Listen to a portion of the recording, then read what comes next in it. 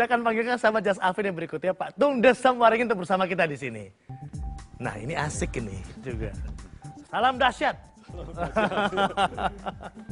Apa kabar Pak Tung? Sehat? Dahsyat. Apa kabar? Dahsyat. Mari Pak Gede. Tinggi sekali ya Pak Tung ternyata ya. 2 meter kurang dikit, Pak. Pak Tung, sebelum kita ngobrol, Ya.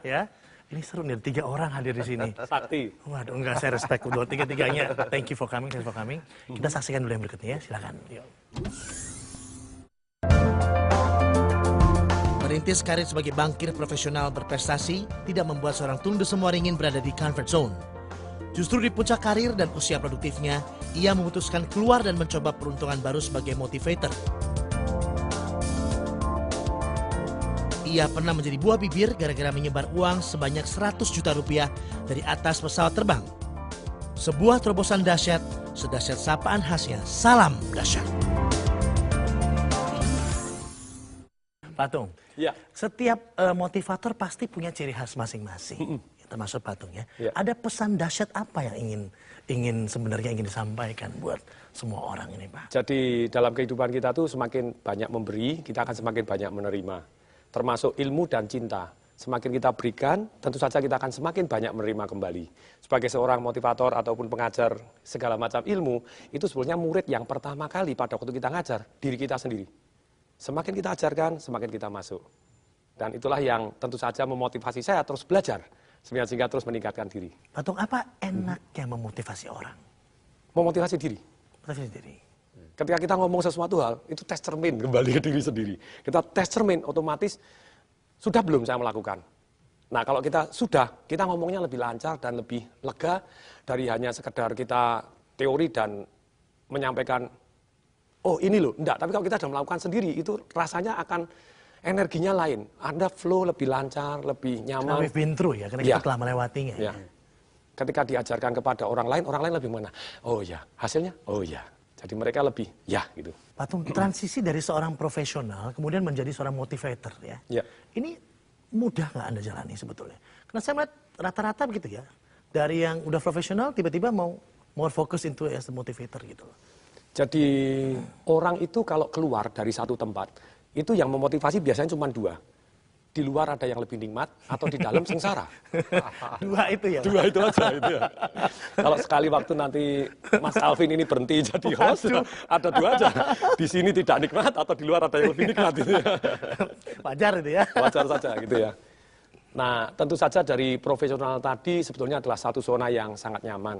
Karena Comfort sudah zone. jadi ya comfort zone. Tapi waktu itu kan lagi dunia lagi resesi, sehingga tentu saja gaji tidak dinaikkan sekian tahun walaupun prestasi tetap bagus. Tentu saja beda dengan situasi hari ini. Itu yang harus dipahami lebih dahulu. Saat itu betul-betul satu yang menyentuh hati saya secara pribadi karena saat itu ketika orang tua saya, yaitu papa saya sakit dan saya tidak bisa bayarin. Rumah sakit 1 malam. Dengan gaji saya 1 bulan, itu tadi ada satu yang mendadak tadinya nyaman, langsung painful, sakit. Kok begini, ada yang salah ini gitu ya.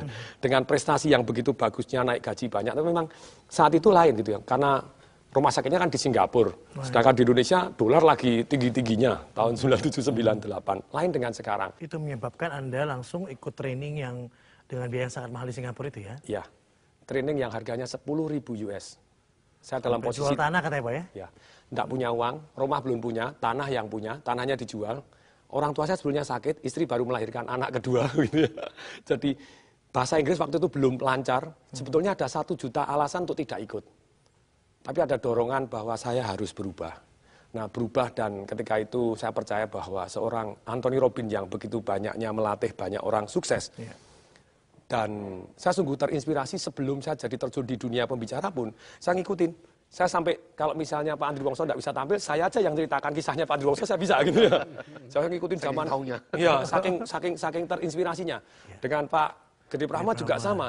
Bahkan waktu itu saya jadi ketua AMA, pada waktu itu Pak Gede Prama kita undang gitu ya. Terus saya jadi pendampingnya, bicara, terus kemudian Pak Hermawan Kartajaya dan para senior-senior tadi yang benar-benar,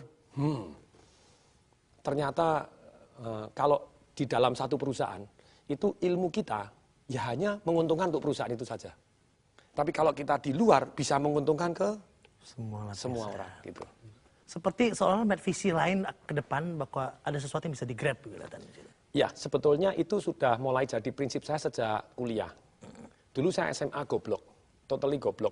What do you mean goblok? Goblok itu jadi nilainya jelek. Okay. Sudah goblok, nakal lagi gitu ya. Ada yang nggak lulus Pak di SDTT, ada yang nggak lulus sekolah Pak. dasar tidak tamat, Nah, TBS, tapi bisa Tapi sukses. bisa sukses itu ya. Itu yang luar biasa tadi.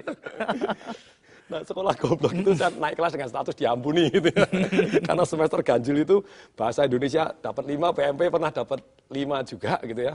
Sudah goblok, nakal itu kombinasi yang berat gitu ya. Perfect combination. Perfect combination. Tapi pada waktu kuliah, waktu kelas 3 SMA itu mulai sadar. Kalau saya begini terus enggak naik kelas, enggak keterima sekolah, enggak bisa masuk universitas dengan biaya yang sangat murah, pasti harus, padahal ekonomi orang tua tidak begitu bagus saat itu. Terus mulai tahu, ternyata orang kalau sukses, itu hati-hati Anda bergaul dengan siapa. Ketika saya kuliah pun akhirnya jadi mahasiswa teladan, karena bergaul dengan mahasiswa teladan yang lain, dari goblok mendadak bisa jadi nomor 1 juga begitu ya. Jadi juara lomba karya tulis ilmiah sampai tingkat nasional, juara cepat-cepat P4, sampai tingkat provinsi banyak piagamnya sampai 32 piagam gitu. Kalau seandainya dilahirkan kembali Pak, ya, apa yang ingin Bapak kerjakan lagi? Sebetulnya apa yang sudah terjadi ini, saya sudah terima kasih pada Tuhan.